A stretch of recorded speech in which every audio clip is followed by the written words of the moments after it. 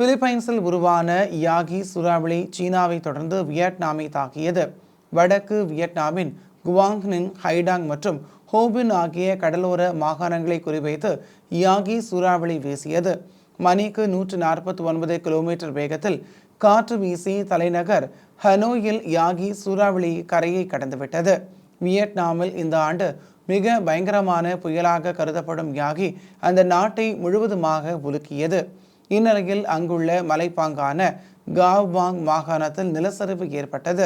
இதனிடையே ஆற்றின் குறுக்கே கட்டப்பட்டிருந்த இரும்பு பாலம் ஒன்று 2 துண்டுகளாக உடைந்து ஒரு பகுதி ஆற்றில் மூழ்கியது.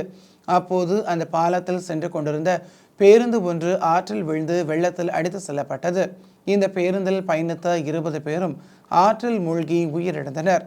தகவல் அறிந்து வந்த மீட்பு படைத்துறையினர் பயணிகளின் உடல்களை மீட்கும் பணியில் தீவிரமாக ஈடுபட்டு வந்தனர். இந்நிலையில் வியட்நாமில் சூறாவளி பாதிப்புக்கு பலியானோர் எண்ணிக்கை தற்போது 64ஆக உயர்ந்ததாக அந்த நாட்டின் பேரிடர் நிர்வாகம் தகவல் அளித்துள்ளது.